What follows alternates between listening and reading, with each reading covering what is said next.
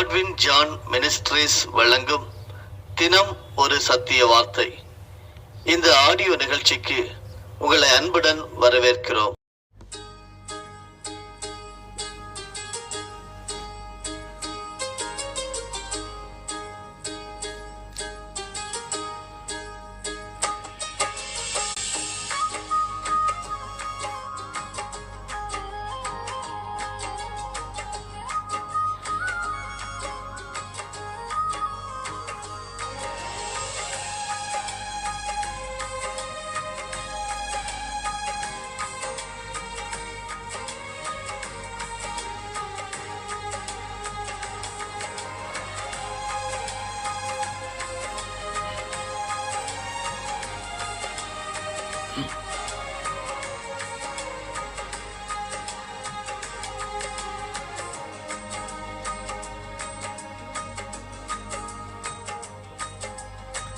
சிறகுகளின் நிழல்தனிலே நான் நம்பி இளைப்பாறுவேன்.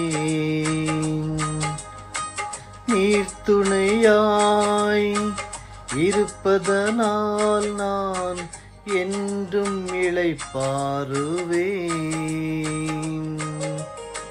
சிறகுகளின் நிழல்தனிலே நான் நம்பி இளைப்பாறுவேன். நீர்த்துணையாய் இருப்பதனால் நான் என்றும் இளைப்பாறுவேன். கண்மணி போல என்னை காப்பவரை நான் நம்பி இளைப்பாறுவேன். கண்ணுறங்காமல் காப்பவரை நான் நம்பி இளைப்பாறுவேன். மறைவிடமே ஆராதனை, உறைவிடமே உமக்கு ஆராதனை. அடைக்கலமே ஆராதனை, புகலிடமே உமக்கு ஆராதனை. ஆராதனை உமக்கு ஆராதனை. என்னை நேசிக்கும் இயேசுவே ஆராதனை. ஆராதனை உமக்கு ஆராதனை. என்னை ஆதரிக்கும் இயேசுவே ஆராதனை.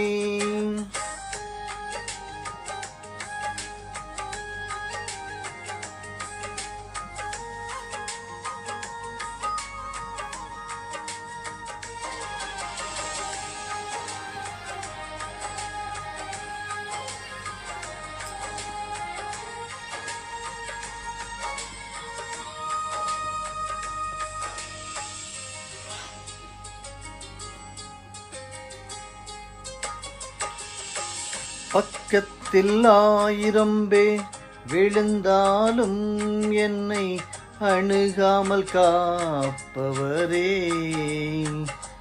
வல பக்கத்தில் 10,000 விழுந்தாலும் என்னை அணுகாமல் காப்பவரே. பக்கத்தில் 1000 பேர் விழுந்தாலும் என்னை அணுகாமல் காப்பவரே. வல பக்கத்தில் 10,000 விழுந்தாலும் என்னை அணுகாமல் காப்பவரே. அடைக்கலமான என் தாபரமே, என்னை அணுகாமல் காப்பவரே. அடைக்கலமான என் தாபரமே, என்னை அணுகாமல் காப்பவரே. மறைவிடமே ஆராதனை, உறைவிடமே உமக்கு ஆராதனை. அடைக்கலமே ஆராதனை, புகலிடமே உமக்கு ஆராதனை, ஆராதனை உமக்கு ஆராதனை. என்னை நேசிக்கும் இயேசுவே ஆராதனை, ஆராதனை உமக்கு ஆராதனை. என்னை ஆதரிக்கும் இயேசுவே ஆராதனை. பிரியமானவர்களே, பரிசுத்தரும் உலக இரட்சகருமாகிய இயேசு கிறிஸ்துவின் தெய்வீக நாமத்தினாலே உங்களை வாழ்த்துகிறேன், வரவேற்கிறேன். பைபிளில் கொடுக்கப்பட்டிருக்கிற ஒரு வசனம், எனக்கு உண்டான யாவற்றையும் நான் அன்னதானம் பண்ணினாலும் என் சரீரத்தை சுட்டரிக்கப்படுவதற்கு கொடுத்தாலும் அன்பு எனக்கு இராவிட்டால் எனக்கு பிரயோஜனம் ஒன்றும் இல்லை. ஜெபிப்போமா? எங்கள் அன்பு பரலோக தகப்பனே, அகாப்பே என்கிற அன்பினால் எங்களை சிநேகிக்கிறவரே, உம்மை வாழ்த்துகிறோம், ஸ்தோத்தரிக்கிறோம். இந்த காலை வேளையிலே உம்மோடு இருக்கக்கூடிய உறவை பெருக்கிக் கொள்ளும்படியாக நானும் என்னோட சேர்ந்து உம்முடைய விசுவாசிகளும் வந்திருக்கிறோம். எங்களை ஏற்றுக்கொள்ளும். காலைதோறும் உம்முடைய புதிய கிருபைகளால் எங்களை தேற்றுகிறீர். இந்த நாள் ஒரு மகிழ்ச்சி நாளாக, சந்தோஷமும் அன்பிலே ஒருவருக்கு ஒருவர் வேரூன்றி நிற்கத்தக்கதாக, எல்லாவற்றுக்கும் மேலாக எங்களுடைய தேவனில் நாங்கள் அன்பு கூறுகளாக காணப்பட எங்களை அர்ப்பணிக்கிறோம். அன்பை பற்றி உள்ள சத்தியத்தை தொடர்ந்து எங்களுக்கு கற்றுத்தாரும். நாங்கள் அதிலே வேரூன்றி கனி கொடுக்க உதவி செய்யும். இயேசு இரட்சகர் மூலமே ஜெபிக்கிறேன், ஜீவனுள்ள நல்ல பிதாவே, ஆமேன். தினம் ஒரு சத்திய வார்த்தை. இன்றைய தியான தலைப்பு, அன்பு கூறுங்கள் தேவனில். சங்கீதக்காரர் பாடுகிறார், சங்கீதம் 18:1, என் பெலனாகிய கர்த்தாவே உம்மில் அன்பு கூறுவேன். என் அன்பிற்கினியவர்களே, தேவனால் வல்லமையாய் பயன்படுத்தப்படுகிற ஒரு ஊழியக்காரரை பார்த்தபோது, அவர் ஒவ்வொரு முறையும் பிரசங்கிக்க பீடத்திற்கு ஏறும் முன்னாலே, ஆண்டவரே உம்முடைய பொன்முகத்தை பார்க்கிறேன், ஆண்டவரே உம்மில் அன்பு கூறுகிறேன், உம்மை நேசிக்கிறேன், இன்னும் அதிகமாக உம்மில் அன்பு கூற உதவி செய்யும் என்று சொல்லி பல மணி நேரம் ஜெபித்துக் கொண்டிருப்பாராம்.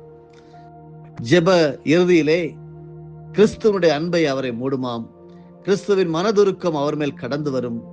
அப்பொழுது கர்த்தர் பலத்த அற்புதங்களை அவருடைய ஊழியங்கள் மூலமாக செய்து நிறைவேற்றிருக்கிறார். நீங்கள் தேவனில் அன்பு கூற ஆரம்பிக்கும் போது பரிசுத்த ஆவியானவர் தாமே கல்வாரி அன்பை அளவில்லாமல் உங்களுடைய உள்ளத்தில் ஊற்றுவார் என்று ரோமர் 5:5 சொல்லப்பட்டிருக்கிற வார்த்தையை எடுத்துக்கொள்ளுங்கள். அந்த அன்பின் மூலமாக பரலோக தேவனுடைய அன்பின் ஆழத்தை நீங்கள் அறிந்து கொள்ளலாம். நீங்கள் அன்பிலே வேரூன்றி நிலை பெற்றவர்களாகி சகல பரிசுத்தவான்களோடும் கூட கிறிஸ்துவனுடைய அன்பின் அகலமும் நீளமும் ஆழமும் உயரமும் இன்னதென்று உணர்ந்து அறிவுக்கு எட்டாத அந்த அன்பை அறிந்து கொள்ள வல்லவர்களாகவும் தேவனுடைய சகல பரிபூரணத்தாலும் நிறையப்படவும் அவர் தமது மகிமையினுடைய ஐஸ்வரியத்தின்படியே உங்களுக்கு அனுகிரகம் பண்ண வேண்டும் என்று வேண்டிக் கொள்கிறேன் என்று எபேசியர் 3:17-19 வரையிலும் ஒரு ஜெபத்தை ஏறெடுக்கிறார் அப்போஸ்தலனாகிய பவுல். உங்கள் விசுவாசிகளுக்காக, உங்கள் குடும்பத்திலே உள்ளவர்களுக்காக, உங்களை நிந்திக்கிறவர்களுக்காக, உங்களுடைய பேரை எப்படியாவது கெட்டு போக செய்ய வேண்டும் என்று சொல்லி கேரக்டர் அசாசினேஷன் செய்கிறவர்களுக்காக நீங்கள் இப்படி ஜெபிக்கலாமே.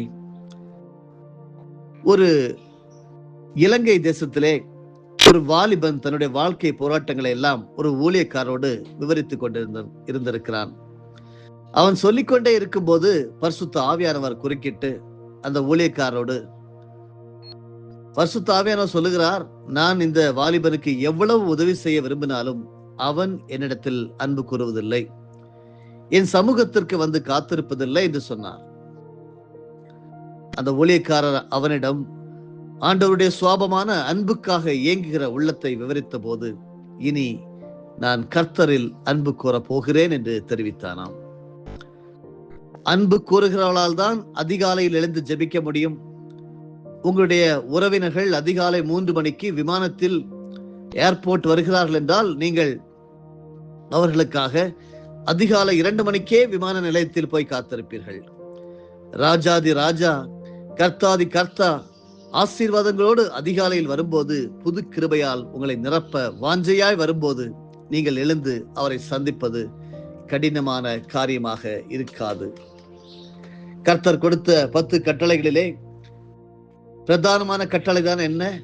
நீ உன் தேவனாகிய கர்த்தரிடத்தில் உன் முழு இருதயத்தோடும், உன் முழு ஆத்மாவோடும், உன் முழு பலத்தோடும் அன்பு கூறுவாயாக என்பதாகும். லூக்கா 10வது அதிகாரம் வசனம் 27 நாம் படிக்கிறோம். 2வது கட்டளை உன்னை போல பிறரையும் நேசி என்பதாகும். இந்த 2 அன்பு கட்டளைகளுக்குள் எல்லா நியாய பிரமாணமும் தீர்க்க தரிசனங்களும் அடங்கியிருக்கிறது. ஒரு முறை ஒரு வாலிபனிடம் இயேசு சொன்னார், நீ பூரண சர்க்குணனாய் இருக்க விரும்பினால் போய் உனக்கு உண்டானவைகளை விற்று தரித்திரருக்கு கொடு, அப்பொழுது பரலோகத்தில் உனக்கு பொக்கிஷம் உண்டாயிருக்கும், பின்பு என்னை பின்பற்றி வா என்றார். மத்தேயு 19வது அதிகாரம் வசனம் 21 படிக்கிறோம். நம்முடைய கர்த்தர் அதை சொல்லும் போதே அவரிடத்தில் அன்பு கூர்ந்து சொன்னார். ஆனால் அந்த வாலிபன் திரளான ஆஸ்தி உள்ளவனாய் இருந்தபடியால் துக்கத்தோடு எழுந்து போய் விட்டான். காரணம் என்ன? அவன் கர்த்தர் மேல் வைத்த அன்பை பார்க்கிலும் உலக செல்வத்தின் மேல் அதிக அன்பு வைத்திருந்தான். ஒரு ஆசீர்வாதமும் பெறாமல் துக்கத்தோடே எழுந்து சென்றான். எத்தனை பரிதாபம்! ஆனால் தொடர்ந்து பைபிளிலே கொடுக்கப்பட்டிருக்கிற இன்னொரு வார்த்தை லூக்கா 10:42 தேவனிடத்தில் அன்பு கூர்ந்த மரியாள் என்கிற அந்த பெண்மணி தன்னை விட்டு எடுபடாத நல்ல பங்கை தெரிந்து கொண்டாள். சரி அன்பார்களே, அன்பு கூறுங்கள் என்று சொல்லி நாம் தியானித்துக் கொண்டிருக்கிறோம். கர்த்தரில் நாம் அன்பு கூறுவதனால் நமக்கு கிடைக்கக்கூடிய ஆசீர்வாதங்கள் தான் என்ன என்கிறதை தொடர்ந்து தியானிப்போம். முதலாவது, தேவன் நமக்கு தரக்கூடிய ஆசீர்வாதம் 1000 தலைமுறைக்கு இரக்கம் காட்டுவார். பைபிள் சொல்லக்கூடிய வார்த்தையை பாருங்கள். என்னிடத்தில் அன்பு கூர்ந்து என் கற்பனைகளை கை கொள்ளுகிறவர்களுக்கோ 1000 தலைமுறை மட்டும் இரக்கம் செய்கிறவராய் இருக்கிறேன். பழைய ஏற்பாட்டின் 2வது புத்தகமாகிய யாத்திராகமம் 20வது அதிகாரம் வசனம் 6 சொல்லப்பட்டிருக்கிறது. கர்த்தரில் அன்பு கூறுவது பிள்ளைகளாக தலைமுறையாக தேவனுடைய ஆசீர்வாதத்தை கொண்டு வரும்.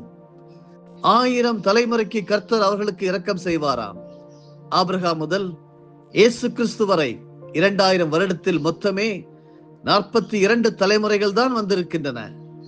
ஆதாமிலிருந்து இன்றைக்கு வரைக்கும் 100 தலைமுறை கூட வந்திருக்காது.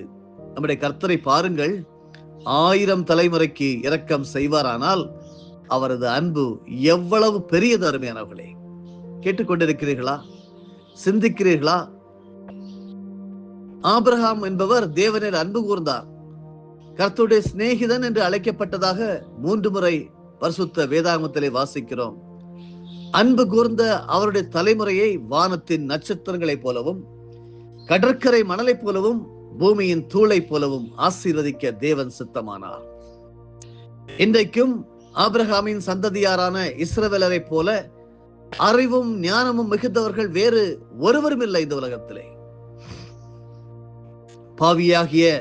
பாவியாக இருந்த ஸ்திரீயாகிய மரியாள் ஆண்டவரில் அன்பு கூற தீர்மானித்தாள். சீமோன் என்ற குஷ்டரோகியின் வீட்டில் இயேசு பந்தி இருந்த போது மரியாள் நளத தைலத்தை உடைத்து அவருடைய பாதத்தில் பூசினாள். பாதங்களை கண்ணீரினால் நனைத்துக் கொண்டே இருந்தாள். அவளுடைய ஒவ்வொரு செய்கையும் கர்த்தர் பேரில் வைத்த அன்பை காண்பித்தது. இயேசு அவளை குறித்து சாட்சி கொடுத்தார். இவள் என்னிடத்தில் மிகவும் அன்பு கூர்ந்தாளே என்று சொன்னார். அன்பானவர்களே, நீங்கள் அன்பு செலுத்தாமல் இருக்கும் போது ஆண்டவர் உங்கள் அருகில் வந்து, என் பிள்ளைகளே என்னை நேசிக்கிறீர்களா என்று கேட்பார். அப்படிதான் அவருடைய சீஷனாகிய பேதுருவை பார்த்து 3 முறை கேட்டார். பேதுருவுக்கு கண்ணீர் வந்து விட்டது. நான் உம்மை நேசிக்கிறேன் என்பதை தேவரீர் அறிவீர் என்று சொன்னார். யோவான் 21வது அதிகாரம் வசனங்கள் 15 முதல் 17 வரையிலும் எழுதப்பட்டிருக்கிறது. எபேசு சபை தேவன் பேரில் உள்ள அன்பில் குறைவுபட்ட போது கர்த்தர் துக்கத்தோடு, எபேசு சபையே, நீ ஆதியில் கொண்டிருந்த அன்பை விட்டாய் என்று உன் பேரில் எனக்கு குறைவுண்டு என்றார். வெளிப்படுத்தின விசேஷம் 2வது அதிகாரம் 4வது வசனத்திலே படிக்கிறோம். ஒரு காலத்தில் என் சமூகம் உனக்கு மகிழ்ச்சியா இருக்கவில்லையா? என் பாதப்படியிலே நீ துதித்து மகிழவில்லையா? அன்பினால் ஏவப்பட்டு எவ்வளவு ஊழியம் செய்தாய். இப்பொழுது சோர்ந்து போனாயோ? உன் ஆதி அன்பு எங்கே? ஆதி ஜெப ஜீவியம் எங்கே? ஆதி பக்தி வைராக்கியம் எங்கே என்று தேவன் கேட்கிறார். அன்பிற்கினியவர்களே, 1000 தலைமுறைக்கு இரக்கம் காட்டுகிற நம் தேவனானவர், அவரிலே நாம் அன்பு கூறும்போது, அவருடைய கற்பனைகளை கைக்கொள்ளும் போது நமக்கு இரக்கம் காட்டுகிறவராக இருக்கிறார். அதைதான் நாம் அன்பு என்று சொல்லுகிறோம். அவருடைய அன்பை பார்த்தீர்களா? இன்றைக்கு உலகத்திலே நீங்கள் வெகுமதிகளை கொடுத்து, பரிசுகளை கொடுத்து, இடங்களை, நிலங்களை வாங்கி கொடுத்து பல முறையாக அன்பு காட்ட நீங்கள் விரும்புகிறீர்கள். குடும்பத்திலே, சபை ஜனங்கள் மத்தியிலே, போதகர்கள், ஊழியர்கள் மத்தியிலே அப்படித்தான் முயற்சிகளை எடுத்துக்கொண்டிருக்கிறோம். எத்தனை நாட்கள் அன்பு கூறுவார்கள்? இன்றைக்கு உங்களை குறித்து நன்றாக பேசினவர்கள் அடுத்த வருடம் இதே நேரத்திலே உங்களை குறித்து எப்படி பேசுகிறார்கள் என்று சொல்லி நீங்கள் சிந்தித்து பாருங்கள். மாய்மாலமான அன்பை தான் இந்த உலகம் நம்மேல் வைத்திருக்கிறது. ஒரு நபராக இருக்கலாம், இன்றைக்கு கேட்டுக்கொண்டிருக்கிறவர்கள், குழுக்களாக இருக்கலாம், சபைகளாக இருக்கலாம், குடும்பங்களாக இருக்கலாம். எல்லாவற்றையும் காட்டிலும் தேவனில் மாத்திரம் அன்பு கூற முயற்சி செய்து பாருங்கள். ஆண்டவரே, உலகத்திலே நான் முயற்சி செய்து விட்டு தோற்று போனேன். என்னால் இயன்றவரை எல்லாருக்கும் அன்பை கொடுத்து பார்த்து விட்டேன். ஆனால் அந்த அன்பிலே எனக்கு பலன் இல்லை. நான் சோர்ந்து போயிருக்கிறேன். நான் இன்று ஊழியம் செய்ய முடியவில்லை. யாரோடும் உறவு கொள்ள விருப்பமில்லை. எல்லா கான்டாக்ட்ஸும் பிளாக் பண்ணி விடலாம் என்று நினைக்கிறேன். யாரோடும் தொடர்பு கொள்ள வேண்டாம்.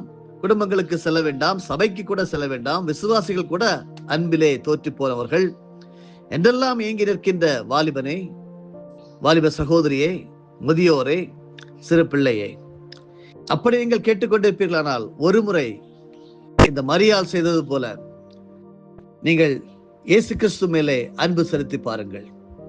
அப்படி ஒரு தீர்மானத்தை எடுங்கள். பாவியாக இருந்த அந்த ஸ்திரீயாகிய மரியாள் ஆண்டவரில் அன்பு கூற அவள் ஒரு தீர்மானத்தை எடுத்தாள். என்ன நடந்தது? ஆண்டவர் சாட்சி கொடுக்கிறார் அந்த மரியாளை பற்றி. இவள் என்னிடத்தில் மிகவும் அன்பு கூர்ந்தாளே. ஆபிரகாமில் அன்பு கூர்ந்த தேவன் இயேசு கிறிஸ்து அந்த மரியாளில் அன்பு கூர்ந்து இன்றைக்கு உங்கள் பெயரை வைத்துக் கொள்ளுங்கள், என் மீதும் அன்பு கூறுவார் என்கிற நம்பிக்கையோடு நீங்கள் வாருங்கள். 1000 தலைமுறைக்கு இரக்கம் செய்கிற உங்கள் ஆண்டவர், என் ஆண்டவர், என் அன்பு நேசர் இயேசு கிறிஸ்து உங்களை அதிகமாக நேசிக்கிறார். அன்பானவர்களே, கர்த்தரில் அன்பு கூறுவதால் வரும் ஆசீர்வாதங்களில் 2வது ஆசீர்வாதம் என்ன தெரியுமா? தீர்க்காயுசை தருவார். உபாகமம் 30வது அதிகாரம் வசனம் 20 சொல்லுகிறது, உன் தேவனாகிய கர்த்தரில் அன்பு கூர்ந்து அவர் சத்தத்திற்கு செவி கொடுத்து அவரை பற்றி கொள்வாயாக, அவரே உனக்கு ஜீவனும் தீர்க்காயுசுமானவர் என்றார். கேட்டுக்கொண்டிருக்கிற சகோதர சகோதரிகளே, கர்த்தரில் நீங்கள் அன்பு கூறும் போது அவர் உங்களுக்கு ஜீவனையும் தீர்க்காயுசையும் தருவார். நல்ல உணவு உண்ணுகிறேன், நல்ல எக்ஸசைஸ் பண்ணுகிறேன், நல்ல மருத்துவ சிகிச்சை எடுத்துக்கொள்கிறேன் என்றெல்லாம் அது தீர்க்காயுசை வழங்காத அருமையானவர்களே. கர்த்தரில் நீங்கள் அன்பு கூறும் போது அவர் உங்களுக்கு ஜீவனை தருவார். He will give you life to live. அதே போல உங்கள் நாட்களையும் கூட்டி தருவார், தீர்க்காயுசை தருவார். உங்களுடைய ஜீவனுள்ள நாளெல்லாம் நன்மையும் கிருபையும் உங்களை தொடரும். கர்த்தருடைய வீட்டிலே நீங்கள் நீடித்த நாட்களாக நிலைத்திருப்பீர்கள். உங்களுக்கு ஜீவனை தருவது மருந்துகள் அல்ல, மருத்துவர்கள் அல்ல, சிறந்த டானிக்கோ விட்டமின் டேப்லெட்ஸோ அல்ல. நீங்கள் கர்த்தரில் அன்பு கூற உங்களுடைய ஆயுசு விருத்தியாகும். ஜீவன், சுகம், பலனை தந்தருளுகிறவர் ஒரே ஒருவர், படைத்தவர் மாத்திரமே. படைத்தவராகிய கர்த்தர், படைத்தவராகிய தேவன், படைத்தவராகிய பிதா, குமாரன், பரிசுத்த ஆவியானவர் உங்களுக்கு தீர்க்காயுசை தருவார். அருமையானவர்களே, கேட்டுக்கொண்டிருக்கிறீர்களா? அன்பு கூறுங்கள் தேவனில். தொடர்ந்து கர்த்தருக்கு சித்தமானால் இந்த சத்தியத்தை நாம் தொடருவோம். அன்பு கூறுவதனால் வரக்கூடிய ஆசீர்வாதங்கள் எனக்கு என்னென்ன என்பதை கர்த்தர் நமக்கு கற்றுத் தருவாராக. ஆமீன், ஆமீன், ஆமீன். ஜெபிப்போம். பரலோகத்தின் நல்ல ஆண்டவரே, எங்களிலே குறைவு இருக்கிறது என்று சொல்லி நீங்கள் எதை குறித்து சொல்லுகிறீர்கள் என்றால், எங்களிலே உம்மோடு இருக்கக்கூடிய அன்பிலே நாங்கள் குறைவுபடுகிற போது நீ துக்கத்தோடு எபேசி சபையை பார்த்து சொன்ன வார்த்தை தான் எங்களுக்கும் ஞாபகம் வருகிறது. உன் பேரில் எனக்கு குறைவு உண்டு என்று சொல்கிறது என்றால், ஆண்டவரே, உண்மையில் இப்பொழுது நாங்கள் அன்பை காட்ட தீர்மானிக்கிறோம். என்னோடு இணைந்து ஆண்டவரே ஜெபித்துக் கொண்டிருக்கிற அன்பு பரிசுத்தவான்கள், தேவன் பேரிலே நான் முழுமையாக அன்பை காட்ட தீர்மானிக்கிறேன். உலக அன்பு எனக்கு போதும் என்று சொல்லி உண்மையில் அன்பு காட்டும் போது நீர் 1000 தலைமுறைக்கு இரக்கம் செய்கிறவர், தீர்க்காயுசு தருகிறவர். அப்படியே நாங்கள் தொடர்ந்து தியானித்து உண்மையில் மகிழ உதவி செய்யும். இயேசு கிறிஸ்துவின் மூலமே ஜெபிக்கிறேன் எங்கள் ஜீவனுள்ள நல்ல பிதாவே, ஆமீன். என் ஆத்துமாவே கர்த்தரை ஸ்தோத்தரி, என் முழு உள்ளமே அவருடைய பரிசுத்த நாமத்தை ஸ்தோத்தரி. என் ஆத்துமாவே கர்த்தரை ஸ்தோத்தரி, கர்த்தர் செய்த சகல உபகாரங்களையும் மறவாதே. ஆமேன்.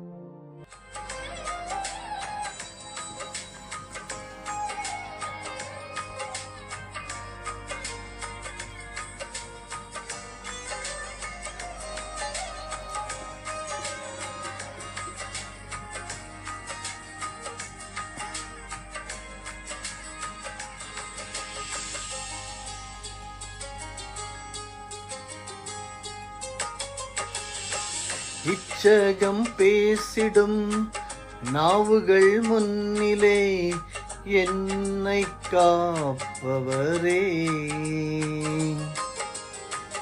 நன்மைக்கு கைமாறாய் தீமை செய்வோர் மத்தியில் என்னை காப்பவரே. இச்சகம் பேசிடும் நாவுகள் முன்னிலே என்னை காப்பவரே, நன்மைக்கு கைமாறாய் தீமை செய்வோர் மத்தியில் என்னை காப்பவரே. துரோகங்கள் நிறைந்த பூமியிலே துணை நின்று காப்பவரே, கைவிட்டாமல் நேசிக்கும் என் நேசரே, என்னை என்றும் காப்பவரே. மறைவிடமே ஆராதனை, உறைவிடமே உமக்கு ஆராதனை, அடைக்கலமே ஆராதனை, புகலிடமே உமக்கு ஆராதனை. ஆராதனை உமக்கு ஆராதனை, என்னை நேசிக்கும் இயேசுவே ஆராதனை. ஆராதனை உமக்கு ஆராதனை, என்னை ஆதரிக்கும் இயேசுவே ஆராதனை.